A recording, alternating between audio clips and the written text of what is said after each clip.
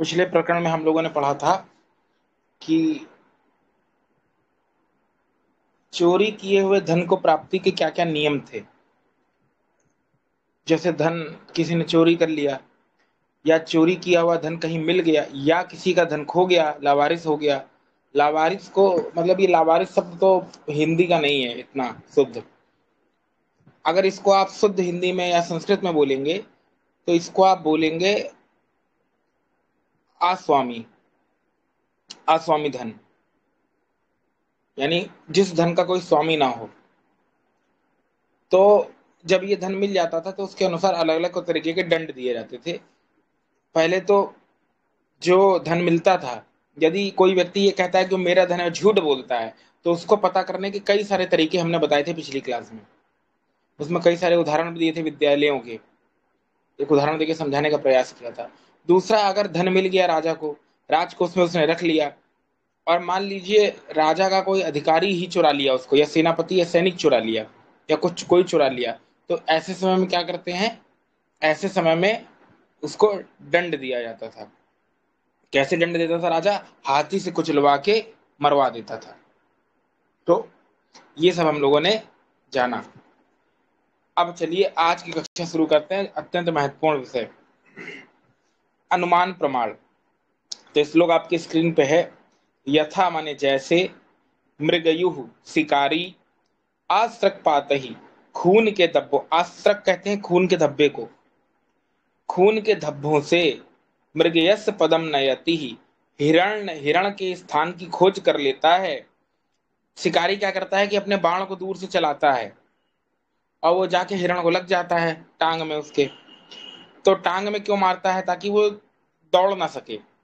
जितना ज्यादा वो तेज दौड़ेगा उसके हाथ से निकल जाएगा। इसीलिए पहले क्या करते हैं, उसकी टांग पे तीर चलाते हैं। यही काम पुलिस करती है। जब चोर लोग भागते हैं तो उनके पैर पे गोली मारी जाती है। तो खून के धब्बे जब निकलते हैं उसकी टांग से, तो उसका पीछा करते करते करते करते करते करते वो पहुंच जाता है। कौन पहुंच जाता है? शिकारी। और पता लगा लेता है कि ये हिरण यहाँ पर है, और उसको मार देता है। उसी प्रकार से राजा या जो न्याय करने वाला है, न्यायकर्ता, अनुमानेन अनुमान प्रमाण से धर्म के तत्व को जाने और निर्णय करे। यहाँ एक चीज का ध्यान रखिएगा आप लोग।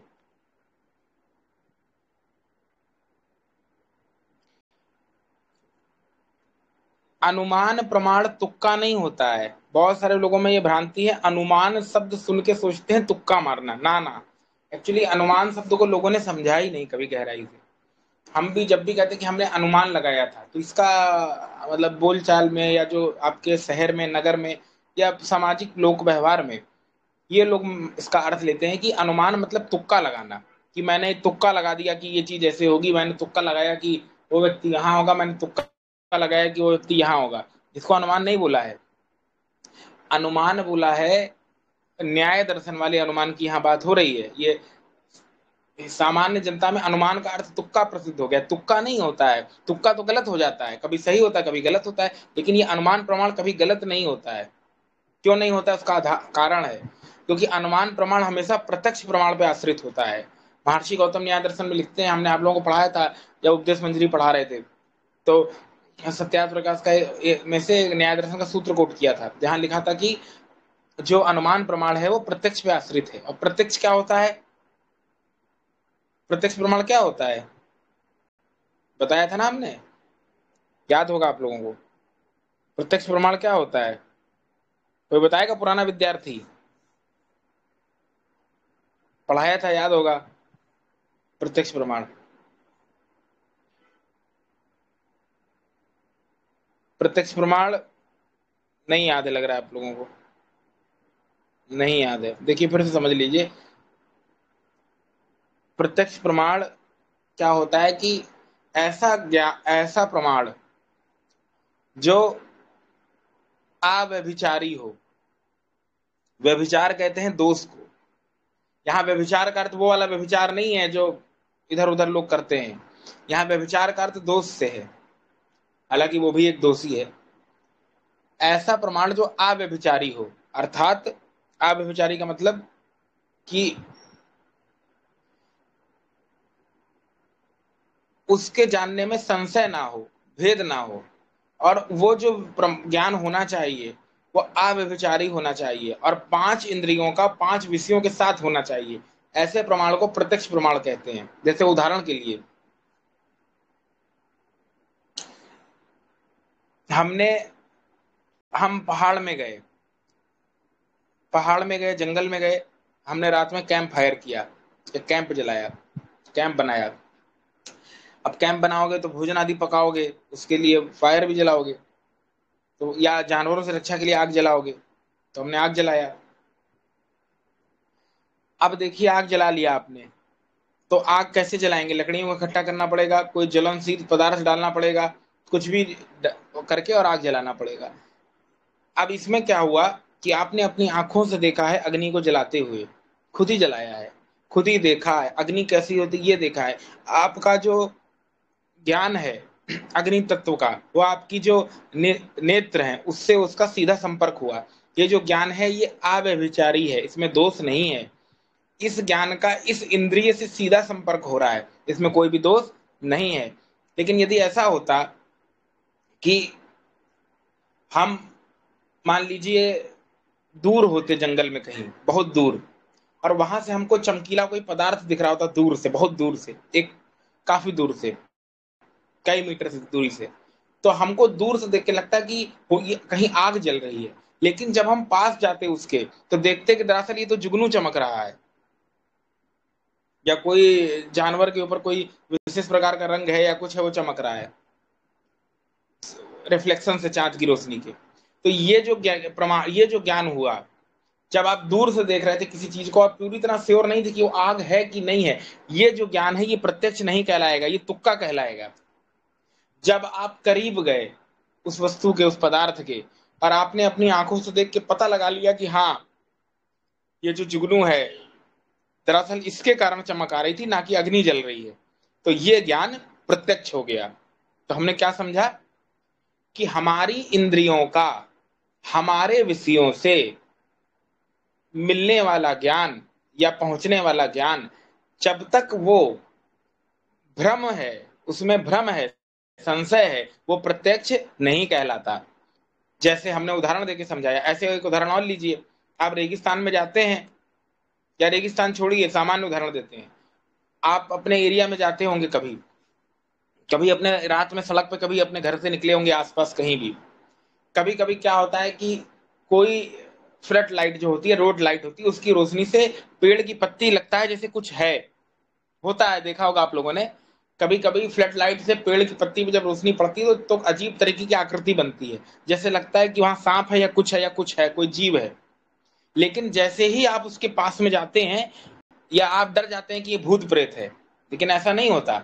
जब फ्लड लाइट पड़ती है उस पर तो आपको ऐसा लगता है कि कुछ है, लेकिन जैसे ही आप उसके समीप जाते हैं आप देखते हैं दरअसल ये तो बस परछाई पड़ रही थी, ये तो पेड़ की पत्ती की परछाई है।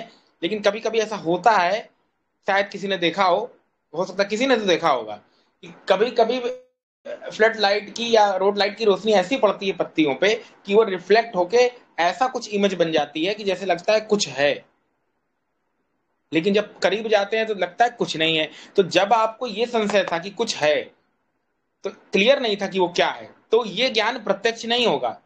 लेकिन जैसे ही आप करीब गए, आपने देखा कि कुछ नहीं है, तो ये ज्ञान प्रत्यक्ष हो गया। तो क्या इससे सूत्र क्या बना कि जो ज्ञान 5 इंद्रियां होती हैं हमारी, आंख नाक कान आदि, उनके 5 विषय होते हैं, देखना, सुनना, सूंघना, चखना आदि आदि।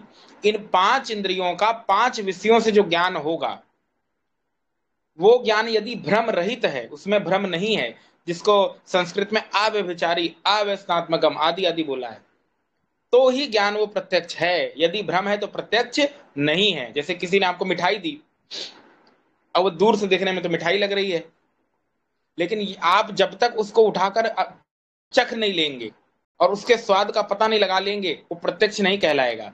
क्या पता वो कई दिन की मिठाई हो, कई दिन की मिठाई में कड़वापन आ जाता है, वो खराब हो, आप दूर से देख के समझ के खा लिए। तो यहाँ इसीलिए महर्षि गौतम ने 5 इंद्रियां बोली हैं न्याय दर्शन में। 5 इंद्रियों के 5 विषयों से जो ज्ञान होता है। क्योंकि कभी कभी हमारा देखा ज्ञान झूठ हो जाता है, जैसे मिठाई वाले केस में दूर से देख के तो लग रहा है लड्डू है लेकिन जैसे ही उठा के मुंह में डाला वो खराब निकला। तो यहां पर दूसरी इंद्री एक्टिवेट हो गई। दूसरी इंद्री आपकी रसना इंद्री है। तो जो आपने स्वाद चखा जो रसना का, वो गड़बड़ हो गया। तो इससे क्या सिद्ध हुआ कि जो ज्ञान 5 इंद्रियों का 5 विषयों के साथ भ्रम रहित है वो ज्ञान प्रत्यक्ष नहीं होता। अब समझ में आया हम क्या समझाना चाह रहे हैं? अब आगे देखिए। अब जैसे चलते हैं पहले उदाहरण पे, जंगल वाले पे। आप एकांत में गए किसी जंगल में, वहां पर आपने कैंप फायर किया, ठीक है, या कुछ भी जलाया, आग आदि, तो अपनी आंखों से आपने अग्नि प्रज्वलित की, देखा उसको जलते हुए, ये ज्ञान आपके मस्तिष्क पटल पे छप गया, तो सदा अंकित हो गया। आप जान गए कि अग्नि ऐसे जलाई जाती है और ऐसी दिखती है और ऐसा स्वरूप होता है। ये ज्ञान कभी गलत नहीं हो सकता। इसको प्रत्यक्ष बोलेंगे, क्योंकि इंद्रियों का साक्षात संबंध हुआ अपने विषय के साथ और यहाँ कोई भ्रम भी नहीं है। ऐसा नहीं है कि अब ये 500 मीटर की दूर से कोई चमकती चीज देख रहे हैं जिसको अग्नि माने, आपने खुद जला के खुद उसको परख के देखा है, तो ये प्रमाण सिद्ध हो गया यहां से। अब आज से ठीक 4 वर्ष बाद या 2 वर्ष बाद आप कहीं ट्रैवल कर रहे हैं कार से, ठीक है, कार से चल रहे हैं, कार से ट्रैवल कर रहे हैं, आपने देखा कि पेड़ों के पीछे से धुआं निकल रहा है। ध्यान से समझना है क्या समझाना चाह रहे हैं। आपने देखा कि पेड़ों के पीछे से धुआं निकल रहा है, तो आप क्या कहेंगे? आप क्या कहेंगे? कि वहां पे आग लगी होगी। वो यही तो बोलेंगे भाई, यही तो बोलेंगे, वहां पे आग लगी होगी। अच्छा ये बताइए, क्या ये गलत हो सकता है? पेड़ों के पीछे से धुआं निकल रहा है, तो क्या आग के अलावा कुछ और हो सकता है? सारे लोग बताइए नीचे लिख के, बताइए। पेड़ों के पीछे से जो धुआं निकला वो क्या हो सकता है? आग ही तो होगा ना, क्या और कुछ होगा? आग होगी, ठीक, आग होगा। सारे लोगों को समझ में आ रहा है? सारे लोग लिखिए, आग ही होगा, ठीक है। तो इससे क्या सिद्ध हुआ कि ये अनुमान प्रमाण कहलाया। तो यही यही हम बताना चाह रहे थे कि जो चीज प्रत्यक्ष के आधार पर जिसका पता लगाई जाती है वो अनुमान होता है। अनुमान का अर्थ तुक्का नहीं होता। हमारे लोगों में क्या फैला दिया कि अनुमान मतलब तुक्का, ऐसा नहीं है। न्याय दर्शन में अनुमान प्रत्यक्ष पे आश्रित होता है। यदि प्रत्यक्ष सही है तो अनुमान कभी गलत नहीं हो सकता। आपने अपनी आंखों से आग जलते देखी थी, धुआं उठते देखा था, तो अगर 2 वर्ष बाद भी आपको पेड़ के पीछे से भी धुआं उठता दिखाई देगा तो आप फटाक से बता देंगे ये धुआं अग्नि के कारण ही हो रहा है, ये कभी गलत नहीं हो सकता। इसीलिए यहां पर क्या आया है कि राजा अनुमान प्रमाण से दोष का पता लगाए। अनुमान प्रमाण प्रत्यक्ष पे आश्रित होता है। तो राजा पहले भी कई सारे मुकदमे हल कर चुका है और दोषी कैसे होते हैं वो प्रत्यक्ष कर चुका है। तो जब प्रत्यक्ष कर ले अच्छे से तो उसके आधार पर अनुमान लगाए, या कभी प्रत्यक्ष किया होगा राजा ने आज से 2 वर्ष पहले, तो उसके आधार पर राजा ने पता लगा लिया कि ये दोषी है, पता लगा लिया उसने। तो ऐसे उसने अनुमान प्रमाण पता लगा लिया। जैसे उदाहरण के लिए मान लीजिए राज्य में सोने की चोरी हो गई। अब राजा को पता चला कि सोने की चोरी हो गई। राजा ने सैनिक भेजे पता लगाने के लिए। सैनिकों ने खूब पता लगाया, मिला ही नहीं कोई। फिर राजा ने कुछ इनाम रखवा दिया कि जो इस चोर को पकड़ेगा उसको इतने इतने का इनाम मिलेगा। और इनाम रखवाया और चोर पकड़ा गया, या खुद ही फूट के आ गया बाहर, जो भी है, कैसे भी पकड़ा गया। तो राजा को ये पता है कि चोरों को कैसे पकड़ना है, उसको नई नई नीति आती है, सब आता है। तो अब इतने साल बाद अगर चोर आएगा और वैसी ही चोरी होगी जैसे पहले हुई थी, उसी तरीके से, तो ये और उसी तरीके से होगी, तो राजा इतना तो समझ जाएगा कि फलानी चोरी उन्हीं समुदाय के गैंग के लुटेरों ने की होगी जिन्होंने 4 वर्ष पहले या 2 वर्ष पहले चोरी की थी। यानी राजा ने अनुमान लगाया पहली घटना से। यहां पर यह अनुमान गलत भी हो सकता है क्योंकि ये पूरी तरह प्रत्यक्ष पे आधारित नहीं है, क्योंकि यहाँ प्रत्यक्ष क्लियर नहीं था। लेकिन हम समझाने के लिए उदाहरण दे रहे हैं, उसको पूरा मत घटाना। ऐसे और भी तरीके हो सकते हैं जिससे राजा पता कर सकता है कि प्रत्यक्ष क्या है और अनुमान क्या है। या एक अच्छा उदाहरण ये हो सकता है कि राजा शस्त्रगार का जानकार है, जहां शस्त्र बनते हैं, तलवार आदि, भाले आदि और सब ढाल आदि। तो राजा ने खुद वहां गया है, निरीक्षण किया है, जानता है। तो अगर 4 वर्ष बाद उसको ऐसी कोई तलवार मिलेगी तो वह पहचान के बता देगा कि इस कैटेगरी के लोगों ने इसको बनाया था, या ये इस काल की थी, या ऐसे कारीगरों ने बनाया होगा जो इस विद्या में कुशल रहे होंगे, ऐसे कारीगरों ने बनाया होगा जो इस विद्या में कुशल रहे होंगे। तो इससे क्या समझ में आया कि अनुमान प्रमाण को तुक्का नहीं बोलते हैं। ये बात दिमाग से निकाल दीजिएगा। हमारे समाज में ये बदनाम कर दिया गया कि अनुमान प्रमाण मतलब तुक्का होता है। ना ना, अनुमान प्रमाण कभी गलत नहीं होता अगर प्रत्यक्ष सही है तो।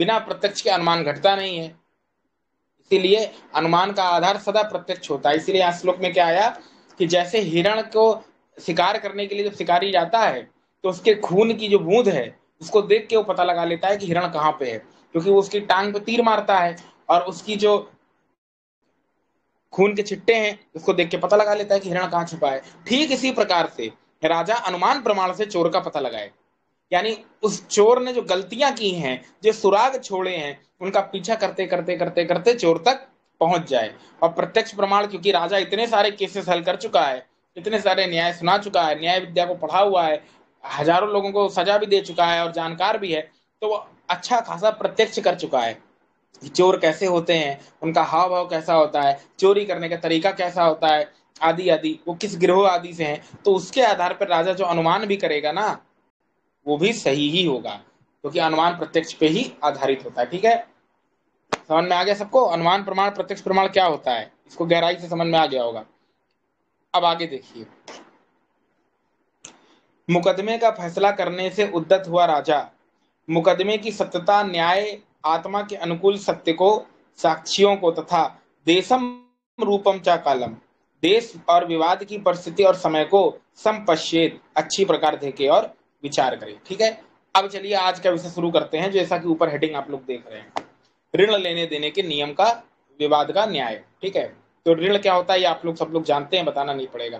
देखिए क्या आया है, अधर्मण अर्थ सिद्धम अर्थम, ऋण धारक से अपना धन वसूल करने के लिए उत्तमेण चोदितः, उत्तम उत्तमण, ऋण देने वाले अर्थात धनी की ओर से प्रार्थना करने पर, यहां पर प्रेरणा करने का अर्थ होगा। ठीक है, धनिकस्य विभावितम अर्थम, धनी का व लेख आदि से सिद्ध दावा हुआ धन ऋण धारक से दिलाएं, जैसे आज होता है।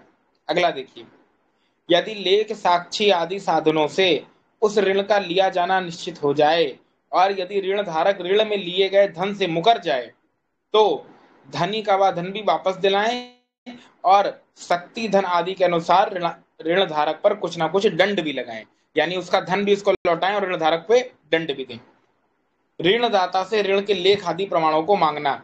अब आप यदि आपने किसी को ऋण दिया या लिया तो एक एग्रीमेंट साइन होता है, एक लेखापत्र साइन होता है, तो उसके आधार पर, लेन देन के आधार पे दंड दिया जाता है। अगला पेज निकालना,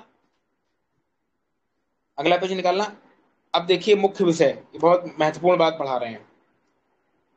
मुकदमे में अप्रमाणिक व्यक्ति, जैसे आज आप लोग जब न्यायालय में लोग जाते हैं तो एक मतलब एक कैटेगरी होती है कि कैसे लोगों को गवाही दिलवानी है, कैसे लोगों को नहीं दिलवानी है, और कौन कौन से लोग प्रमाणिक हैं। तो जैसा कि अभी हमने आप लोगों को 18 प्रकार के मुकदमे बताए थे कुछ हफ्ते पहले, उसमें 18 प्रकार के मुकदमे बताए थे भगवान मनु ने, और उसमें और भी चीजें बताई थी। तो अब ये जानते हैं कि मुकदमों में जो व्यक्ति हैं वो अप्रमाणिक कौन कौन से हैं जिनकी गवाही नहीं मानी जाएगी। तो अब देखिए, ये सब का सब ऐसे ही दिया है, ये सब भगवान मनु से ऐसे कैसे चेपा है। अब ये नहीं कह रहे हैं कि सारी चीज उन्होंने उठाई ही होगी, कुछ अपनी बुद्धि भी लगाई होगी, लेकिन मैक्सिमम तो मनु का ही कानून चल रहा है चारों ओर। वो हमने आप लोगों को जो व्यवस्था बताई थी कि इतने गांव का एक पंच होगा, 10 गांव का एक जो है 10 ग्राम अध्यक्ष होगा, 10 ग्राम अध्यक्ष जो है रिपोर्टिंग करेगा 20 ग्राम अध्यक्ष को, वहां पर एक सचिवालय होगा जहां पर रिपोर्टिंग होगी, 20 ग्राम अध्यक्ष 100 ग्राम गांव के अधिकारी को रिपोर्टिंग करेगा, वहां पर उसका एक सचिवालय होगा। सचिवालय यानी उसका कलेक्टिंग पॉइंट, चेक पोस्ट, एक तरीके का। जितनी भी जानकारी सूचना है वो सचिव को दी जाती है, नगर जिले के, क्षमा करिएगा गांव के, या जिसके इतने गांव के अधीन जिसके गांव में वो होता है गांव, वो जाकर सूचना देता है एक मुख्य स्थान पे, वो सचिवालय में, और सचिव उसको आगे फॉरवर्ड कर देता है। तो ये व्यवस्था हमने आप लोगों को पढ़ाई है, 2-3 हफ्ता पहले पढ़ाई है। ये ऐसे कैसे भगवान मनु से लिया है आज, अभी और आगे गहराई से पढ़ाएंगे कि कितने उसके जैसे आज होता है ना, इतने का जिले का ये कोतवाली बनती है, फिर इतनी कोतवाली को मिला के एक महाकोतवाली बनती है, जिसको आज बोलते हैं ना कि पूरी पुलिस का वो गढ़ है। तो ऐसे ये जो व्यवस्था है, ये भी भगवान मनु से ऐसे कैसे ली है, अभी आगे आएगी बहुत गहराई में। फिर अभी मुद्रा व्यवस्था भी पढ़ेंगे। तो देखिए, ये देखिए मुकदमे में अप्रमाणिक व्यक्ति कौन कौन से हैं, तो स्क्रीन पे ध्यान दीजिए। आदेश्यम यश दिसति, झूठे साक्षी और मिथ्या प्रमाण जो प्रस्तुत करे। दूसरा, निर्देश्य, दावे या बात को कहकर मुकर जाने वाला।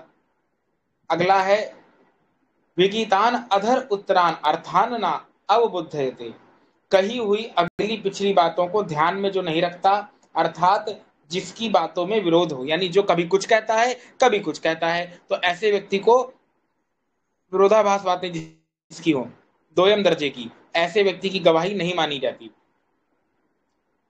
अगला देखिए, अपदेश्यम अपदिश्य पुनः अपधावती, अपने कथन या तर्कों को प्रस्तुत करके फिर उनको बदल दे वो व्यक्ति, ठीक है।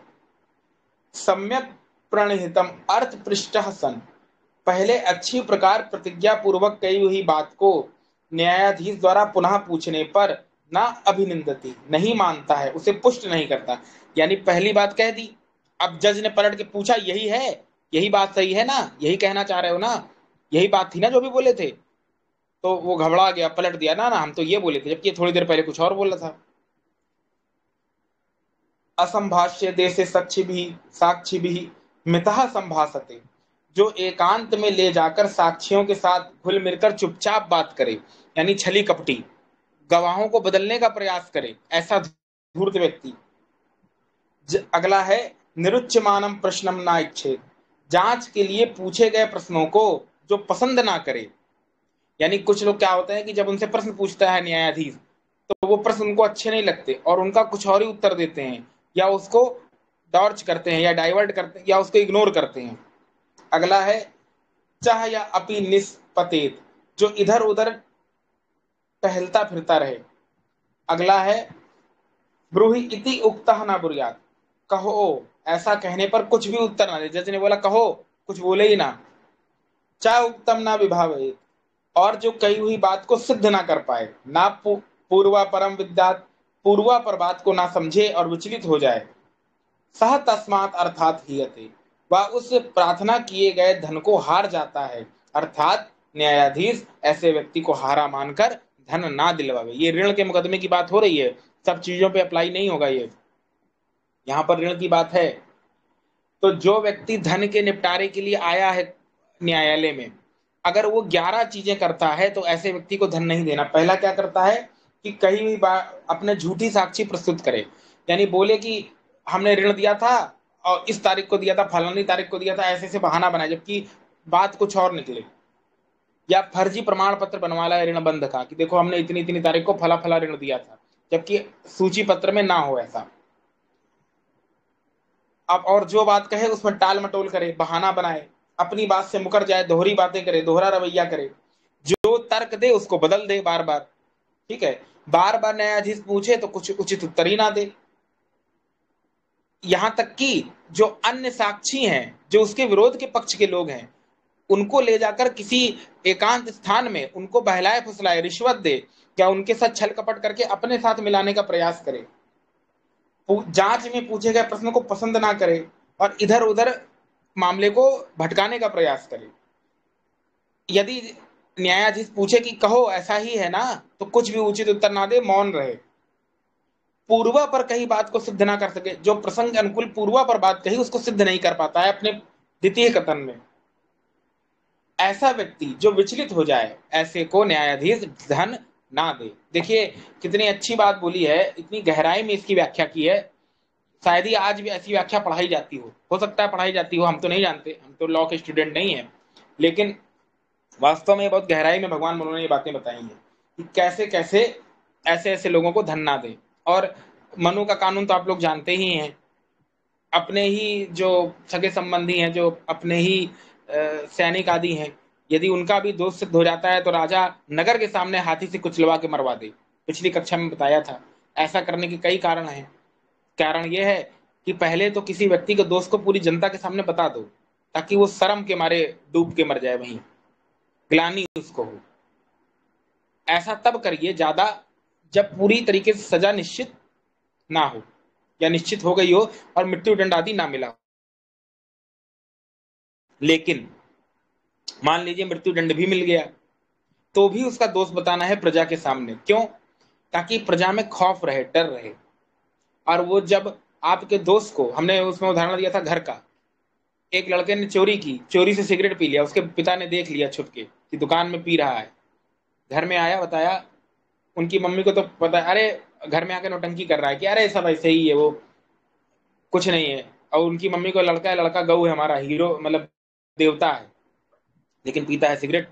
किसी बाहर वाले ने आके बताया, उनकी मम्मी ने माना नहीं, उनके पिताजी ने माना नहीं। हमारे लड़के से जलन करते हैं, हमारा लड़का 90% लाता है, इनका लड़का नहीं ला पाता, तो चुगली कर रहा है, हमारे लड़के को बदनाम कर रहा है।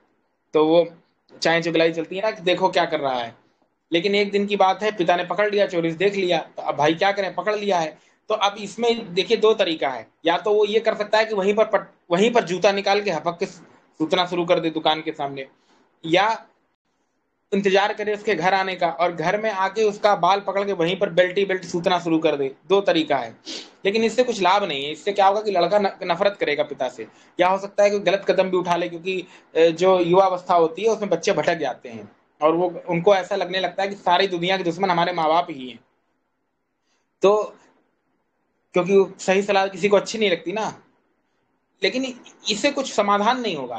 करना तो उचित ये चाहिए, जैसे यहाँ पर आया था कि यहाँ पर देखिए धन के वितरण में आ रहा है ना कि सबके सामने बता दें, 11 प्रकार के लोगों को सावधान रहें उनसे, सबके सामने उनका दोष बताएं और ऐसे लोगों को धन ना दें। सेम यही बात हमने पिछली कक्षा में पढ़ी थी, जब चोरी के बात पढ़ रहे थे, यहाँ तो ऋण आदि ब्याज की बात है। तो अब यदि सबके सामने पिता उसका उसके दोस्त को बताता है, तो वो कोई फंक्शन घर में रख सकता है या कोई पूजा रख सकता है, उसके बहाने सबको इकट्ठा करे और सबके सामने उसका दोस्त बता दे। इससे क्या होगा कि जब सबके सामने उसका दोस्त बताया जाएगा तो उसको ग्लानि महसूस होगी। उसको मार पिटाई से कुछ नहीं होगा, मानसिक रूप से तोड़ना होगा एक व्यक्ति को, ठीक है, टॉर्चर करना इसको कहते हैं। जब सारे सबके सामने उसकी कमी को बताया जाएगा तो उसको एक ग्लानि होगी, पछतावा होगा कि देखो मैंने ये गलती की थी और मुझे हीन भावना मेरे अंदर आई। हो सकता है उससे वो सुधर जाए, और मैक्सिमम चांस है सुधर भी जाएगा। और नहीं भी सुधरेगा तो डरेगा आगे से कि हमारे सारे परिवार के लोग जान चुके हैं, अब तो मैं पीऊंगा तो पकड़ा ही जाऊंगा। तो बहुत ध्यान रखेगा उसके बाद वो। तो ज्यादा इसमें मतलब ना 80% से 85% चांस है वो सुधर जाएगा। 15% फिर भी है कि बहुत ही बेशरम होगा, ढीठ तो नहीं सुधरेगा। लेकिन सबके सामने जब ग्लानि होगी तो हो सकता है वो खुद ही क्षमा मांग ले और सुधार हो सकता है। तो इससे क्या होगा कि उसका दोस्त सबको पता चल जाएगा। लेकिन यदि आप उसको मारेंगे पीटेंगे तो कुछ लाभ नहीं होगा, उल्टा वो दुश्मन भी बन सकता है आपका, हो सकता है और ज्यादा खुन्नस में आके और ज्यादा गलत काम करे। तो बुद्धि से और प्रेम से काम लेना चाहिए। यही काम राजा करे कि नगर के सामने सारी कमियां बता दे और वहीं पर हाथी से कुचलवा के मरवा दे। हाथी से कुचलवाने को क्यों बोला? क्योंकि जो राजा के सैनिक हैं वो ज्यादा विश्वास पात्र हैं, और वो अगर यदि गलती करेंगे तो ज्यादा बड़ा राज्य को नुकसान होगा। तो जो जितनी बड़ी गलती करता है उसको उतनी ही बड़ी सजा का विधान भगवान मनु ने दिया है। अब यदि नगर में सबके सामने हाथी से कुचलवा दोगे तो पूरी प्रजा में खौफ रहेगा और वो चोरी करने से डरेंगे। ऐसे ही वैदिक काल के राजाओं की महिमा थी, प्रतापी राजा थे कि उनका यश पूरी दुनिया में फैला था। लोग जाके फिर पड़ोसी राज्यों में बताते थे कि देखो हमारा राजा तो इतना दंड देता है। अब आगे देखिए अगला श्लोक। मेरे साक्षी हैं ऐसा कहकर और साक्ष्य के समय न्यायाधीश के द्वारा साक्षी लाओ ऐसा कहने पर जो साक्षियों को प्रस्तुत ना कर सके, न्याय धर्म में स्थित न्यायाधीश इन कारणों के आधार पर मुकदमा करने वाले को पराजित घोषित कर दे। यानी मेरे साक्षी हैं ऐसा कहकर और साक्ष्य के समय साक्षी लाए ही ना तो पराजित तो घोषित करना ही पड़ेगा। अगला देखिए, अभियोग अभियोक्ता ना चेद ब्रुयात। जो अभियोक्ता मुकदमा करने वाला पहले मुकदमा प्रस्तुत करके फिर अपने मुकदमे के लिए कुछ ना कहे, वह न्याय के अनुसार वध्य शारीरिक दंड के योग्य है और उसे अर्थदंड करने योग्य है। यानी अर्थदंड जो हमने इसके पहले श्लोक में मतलब आगे आएगा, ठीक है, ये अभी बताया जाएगा। 3 पखवाड़े अर्थात 1.5 मास तक अपनी सफाई में कुछ भी ना कर सके तो वह हार जाता है। यानी उसको 3 पखवाड़े तक का समय दे, 3 मास तक का, कि अपनी जो पक्ष है उसको प्रस्तुत कर सको सही से न्यायालय में। यदि वो ना कर सके तो उसको हारा हुआ मान ले। अगला देखिए, जो ऋणधारक यावत अर्थ नृहनुवीत अपने धन को छिपाए, यह धन हरने जितना कम बताए, धन को लेके कम भी बताए, अथवा जो ऋणदाता जितना झूठ बोले अर्थात कम धन लेकर जितना ज्यादा बतावे, राजा या न्यायाधीश उन दोनों अधर्मियों को, झूठ बोलने वालों को, तत् द्विगुणा दमम दाप्यौ, जितना झूठा दावा है उसका दुगना दंड दें। अर्थ का, यानी ऋण का जो मुकदमा है उसमें यदि बोलकर पलट जाए, जितना धन ऋण पर दिया उससे कम बताए या उससे दुगना बताए, तो ऐसे करने वालों को 2 गुना दंड दे राजा या न्यायाधीश। अगला श्लोक देखिए, धनैषिणा कृतावस्था, धन वापस चाहने वाले द्वारा या ऋणदाता द्वारा मुकदमा दायर करने पर, देखिए यहाँ मुकदमा दायर करने पर लिखा है, ठीक है, ये थोड़ा वैसा शब्द नहीं है लेकिन हाँ टीका में लिख दिया है, न्यायाधीश द्वारा ऋणधारक से पूछने पर यदि वह मना कर दे अर्थात या कहे कि मैंने कोई कर्ज नहीं लिया या मैं देनदार नहीं हूं, तो उस स्थिति में अर्थी को नृप यानी राजा, ब्राह्मण सन्निधौ राजा अथवा जो विद्वान, अब जो न्याय सभा होती है वो 4 लोगों की बनती है, राजा को मिला के 5, 3 तो होते हैं विद्वान मंत्री बड़े, उसमें से जो चौथा व्यक्ति होता है वो न्याय विद्या में निपुण होता है। जब हम मनुस्मृति का 7वां अध्याय शुरू किए थे तो आप लोगों को एक चार्ट दिखाया था जिसमें 3 सभाओं का जिक्र था।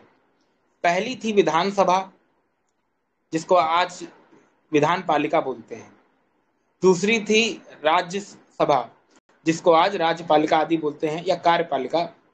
और तीसरी थी न्याय सभा, जिसको मनु भगवान ने ब्रह्म सभा भी बोला है। तो जैसा कि आपको याद होगा कि जो विधानसभा है या विधान परिषद है उसका काम है कानून बनाने का, नियम कायदे कानून विधान बनाने का। तो उसमें मैक्सिमम जो है 10 मंत्री होते हैं और मिनिमम 3 मंत्री होते हैं। तो उसमें 3 वेद के विद्वान पहले तो होने चाहिए। मतलब 3 वेद का मतलब क्या है, 3 विद्या के विद्वान। पहला होना चाहिए पदार्थ विद्या का विज्ञान, ऋग विद्या का ज्ञाता, हमने पढ़ाया था। जितने भी तरीके के पदार्थ हैं इस संसार में उसका उसको ज्ञान होना चाहिए, क्योंकि बिना पदार्थ के परीक्षण के कुछ भी सिद्ध नहीं होगा। दूसरा होना चाहिए यजुर्वेद का विद्वान, यानी यजु विद्या कर्मकांड का ज्ञाता, कि जो पदार्थ हैं उनका उपयोग लेके उसको कैसे समन्वित करना है, क्रियान्वित करना है, इस विद्या का ज्ञाता होना चाहिए। यहाँ पर ऋग विद्या से ऋग्वेद यजुर्वेद का पूरी तरह ग्रहण नहीं होगा, हो भी सकता है, लेकिन मुख्य यहाँ विषय है उस वेद के विषय को बताना। वैसे तो चारों वेदों में चारों विषय हैं, चारों वेदों में चारों विषय हैं। ऋग्वेद में भी कर्मकांड मिल जाएगा, उपासना मिल जाएगी, सब मिल जाएगा, यजुर्वेद में मिल जाएगा, लेकिन जो बहुतायत है उसके आधार पर उस वेद को वो प्रायोरिटी या मुख्यता दी जाती है। ऋग्वेद का मुख्य विषय ज्ञान है, पदार्थों की नॉलेज बताई है। पहला ही मंत्र है अग्निमीडे पुरोहितम यज्ञस देव ऋत्विजम, यहाँ पर पदार्थों के गुण बताए हैं। ऋषि दयानंद ने 3 प्रकार का अर्थ किया इस मंत्र का, उस पर नहीं जाएंगे क्योंकि ये विषय नहीं है वो।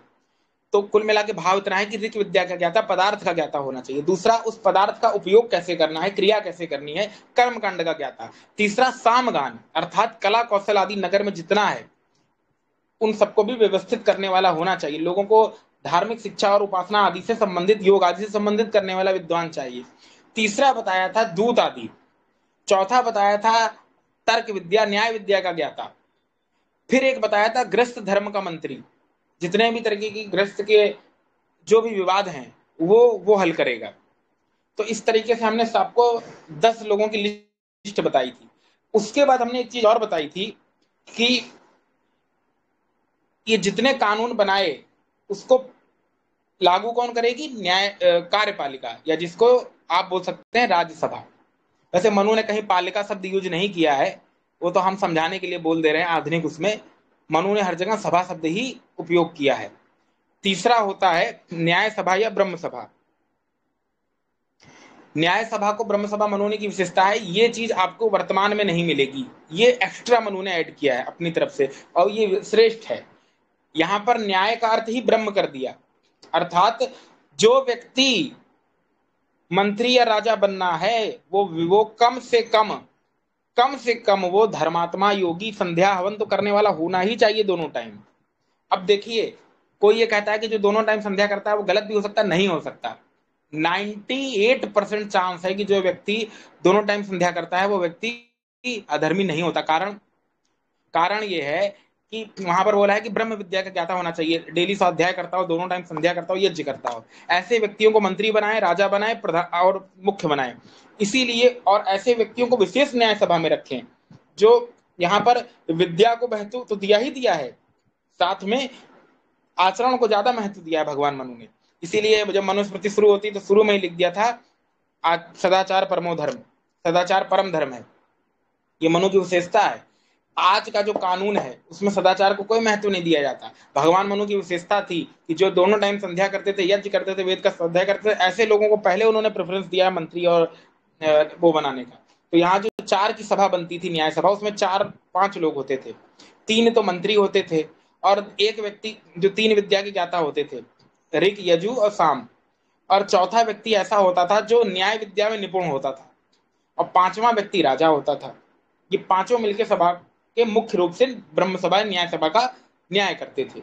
अब इसमें जो संध्या की बात बोली है उसमें ये समझिए कि एक व्यक्ति सुबह टाइम दोनों टाइम संध्या अगर करता है या करने का प्रयास करता है तो अपने आप उसमें परिवर्तन आ जाता है। आप यदि दोनों टाइम समय से उठ जा रहे हैं, अगर सुबह संध्या करना है तो समय से उठना पड़ेगा, शाम को भी समय निकालना पड़ेगा। तो जब आप डेली आप किसी, देखिए जो आप काम करते हैं ना वो आपकी हैबिट बन जाता है। किसी को आदत पड़ गई है मोमो खाने की या बाहर चाटने की, घर से 10 रुपए 20 रुपए लिया, बाहर चाट के आ गया, कुरकुरे की, चिप्स की, तो उसकी जबान को लत लग गई है, वो छूटेगी नहीं इतनी आसानी से। किसी को मांसाहार की लत लगी, छूटेगी नहीं। उसको छोड़ने का बस एक ही तरीका है कि उसका अल्टरनेटिव सप्लीमेंट उसको दे दो। यही काम संध्या करती है। जब आप डेली सुबह शाम बैठ कर परमात्मा का ध्यान करेंगे, योग करेंगे और परमात्मा का ध्यान करेंगे, तो अपने आप आपकी इंद्रियां सही होने लगेंगी। क्योंकि जो समय आप गलत कामों में देते थे, आधा आधा घंटा सुबह शाम, समझिएगा क्या समझाना चाह रहे हैं, जो समय आधा घंटा सुबह शाम गलत कामों में देते थे, वो काम आप लोग अब अच्छे कामों में दे रहे हैं। तो एक दिन ऐसा आएगा कि समय का सदुपयोग हो जाएगा और अपने आप ही गलत काम छूट जाएगा, चाहे कितना भी गंदा काम करते हो। अगर आप नियम से दोनों टाइम संध्या करना शुरू कर देंगे तो अपने आप आपका जो समय है यूटिलाइज होगा सही कामों में। तो धीरे धीरे जो समय बर्बाद होता था गलत कामों में, उसकी जो टाइम लाइन है या टाइम लिमिट है वो कम होती जाएगी और अच्छे लिमिट बढ़ती जाएगी। तो धीरे धीरे वो अपने आप ही कम हो जाएगा, छूट जाएगा, अपने आप ही छूट जाएगा। कोई अलग से रॉकेट साइंस नहीं है, धीरे धीरे छूट जाएगा अपने आप। करके देख लेना, जो दोनों टाइम संध्या करेगा धीरे धीरे धीरे धीरे, क्योंकि यदि तुम बैठोगे संध्या करने तो टाइम पास तो करोगे नहीं, और करोगे भी टाइम पास तो 15-20, अगर आधा घंटा बैठोगे तो कम से कम दोनों टाइम सुबह टाइम, जब आधा घंटा दोनों टाइम बैठने की आदत पड़ गई ना सुबह शाम आसन बना के ध्यान करने की, तो धीरे धीरे मन चला जाएगा। और जब शास्त्रों का अध्ययन करोगे तो गलत काम जो करते थे वो धीरे धीरे धीरे धीरे उससे मन हट जाएगा, अपने आप ही हटेगा, क्योंकि उसकी जगह दूसरे ने ले ली। जैसे किसी को गलत कार्य की आदत पड़ी है और वो क्या करे कि पार्क में निकल के डेली व्यायाम करना शुरू करे, क्रिकेट खेलना शुरू करे या स्पोर्ट खेलना शुरू करे, तो धीरे धीरे उसका मन खुद ही हट जाएगा उस गलत आदत से और उसकी जगह ले लेगी क्रिकेट या खेल या व्यायाम। किसी चीज को अगर हटाना है तो सप्लीमेंट देना होगा उसका, तो ये सप्लीमेंट दोगे संध्या से, स्वाध्याय से, योग से, व्यायाम से। ये चीजें एक तरीके का रामबाण है गलत चीजों को हटाने में। तो वही भगवान मनु ने बोला कि जो संध्या करता है, वेद का आचरण करता है, ब्रह्म विद्या का कहता है, ऐसे व्यक्ति को ही मंत्री बनाए। और मनु ने तो यह भी लिखा है कि जो संध्या नहीं करता दोनों टाइम, उसको नगर से बाहर निष्कासित कर दे। अगला देखिए, समझ में आ गया होगा हम क्या समझाना चाह रहे हैं।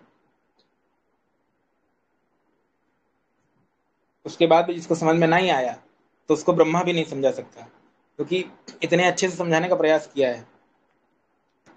या तो फिर वो मटरगस्ती कर रहा है, क्लास में ध्यान नहीं है उसका। अगला देखिए, धन धन बना साक्षी बनाने के नियम। यादृशा धने भी कार्य व्यवहारेषु साक्षिणः तादृशान संप्रवक्ष्यामि यथा वाच्यम अमृतम चातई। क्या बोला? धनी भी, साहूकार अर्थात धन लेने वाले को व्यवहारेषु मुकदमों में यादृशा साक्षिणा कार्यः, जैसे साक्षी बनाने चाहिए तादृशान उनके विषय को और उन साक्षियों को, यथा ऋतम वाच्यम, जैसी सत्य बात कहनी चाहिए उसे अब आगे कहूंगा। यानी साहूकार अर्थात धन देने वालों को मुकदमे में जैसे साक्षी बनाने चाहिए उस विषय को अब कहेंगे। साक्षी कौन कौन होते हैं, ठीक है, साक्षी कौन होते हैं। तो ये विषय एक श्लोक लेके खत्म करते हैं, क्योंकि साक्षी विषय बड़ा तो कल पढ़ाएंगे। देखिए अगला श्लोक, आपता सर्वेषु वर्णेषु कार्याकारेषु साक्षिणा सर्वधर्म विदो लुब्धा विपरीतांश अस्तु वर्जयेत्। सर्वेषु वर्णेषु, चारों वर्णों में, कार्येषु, देखिए सर्वेषु यानी चारों, सब में, चारों कौन, तो वर्ण में, वर्णेषु, कार्येषु, विवादों में, मुकदमों में, घटना के पृथक दृष्टा का ज्ञाता व्यक्ति, सर्वधर्म विदा, सब साक्ष्यों का ज्ञाता। यहाँ धर्म का अर्थ न्याय विद्या के साक्ष्य से है, ठीक है। तो धर्म का अर्थ भी जगह जगह गुण कर्म के अनुसार वो घटता है। अलुब्ध, किसी भी प्रकार के लोभ लालच से रहित, साक्षिणा कार्य, साक्षी बनाने चाहिए। इसके विपरीत लक्षण वाले व्यक्ति को साक्षी ना बनाए, यानी जो लालच में बिक गया, 4 रुपया दिया, वो लालची हो गया, तो ऐसे व्यक्ति क्या ही साक्षी बनेगा। सब वर्णों में धार्मिक विद्वान, निष्कपटी, सब प्रकार धर्म को जानने वाले, लोभ रहित सत्यवादियों को न्याय व्यवस्था में साक्षी करें, इससे विपरीत को ना लें। साक्षी शब्द की व्याकरण से क्या व्युत्पत्ति है, जरा उसको समझिए। साक्षी शब्द के अर्थ और व्युत्पत्ति होता है, कोई भी वाक्य है वो व्याकरण से सिद्ध होता है, और जब तक व्याकरण नहीं आएगी तब तक आप शास्त्रों को दिल से नहीं जी पाएंगे। पढ़ के समझ तो लेंगे, लेकिन वो एक जो संतुष्टि होती है, आत्मभाव होता है, वो तभी आएगी जब तक व्याकरण नहीं सीखोगे। तो थोड़ा बहुत संस्कृत तो खैर आना ही चाहिए। अगला देखिए, वस्तुतः साक्षी वह होता है जो बात या घटना का प्रत्यक्ष दृष्टा होता है, प्रत्यक्ष दृष्टा होता है, याद रखना। प्रत्यक्ष, यहाँ प्रत्यक्ष न्याय दर्शन वाला लगेगा, प्रत्यक्ष जो 5 का 5 विषय के साथ अव्यभिचारी ज्ञान होता है, बता चुके हैं, बार बार रिपीट नहीं करेंगे। उस बात या घटना का प्रत्यक्ष दृष्टा होता है, वह सहपूर्वक अक्ष से इन्हीं प्रत्यय अर्थात साक्षात अवयव में साक्षात दृष्टि संज्ञायाम अष्टाध्यायी 5:2-19 से इन प्रत्यय होकर साक्षिणा शब्द बनता है। साक्षिणा या साक्षात्कर्ता, साक्षात दृष्टा या सा साक्षी। इस श्लोक में आपता विशेषण से इसी भाव का ग्रहण होता है, यानी जो आप्त व्यक्ति है, जो उस क्षेत्र का विद्वान है, प्रत्यक्ष दृष्टा है, जो धर्मात्मा है, योगी है, ऐसे व्यक्ति को साक्षी बोलते हैं। क्या बोला है, साक्षी, और वो साक्षात धर्म की मूर्ति होता है। तो यही चीज यहाँ पर भगवान मनु ने बताई है। अब साक्षी कौन नहीं हो सकते या कैसे प्रकार के साक्षी बनाने चाहिए, तो बलात्कार आदि के जो मुकदमे हैं उसमें कौन साक्षी होता है, और साक्ष्य, अब एक तो आप पढ़ेंगे साक्षी क्या होता है, अब साक्ष्य क्या होते हैं, यानी जो एविडेंस है आपको, जैसे आज एविडेंस एक्ट होता है कि इतने इतने प्रकार के एविडेंस होते हैं, ये सब भगवान मनु ने बताया हुआ है। तो कल हम एविडेंस के बारे में जानेंगे, और 2-3 श्लोक साक्षियों के लेंगे कि बलात्कार आदि मुकदमों में कैसे साक्षी होने चाहिए, और एविडेंस कितने प्रकार के होते हैं, या जो एविडेंस होते हैं उनका निर्णय कैसे होता है, ये सब कानून व्यवस्था आदि कल पढ़ेंगे। आज के लिए इतना ही, जिसको कोई प्रश्न है तो पूछ सकता है। इति ओम शम।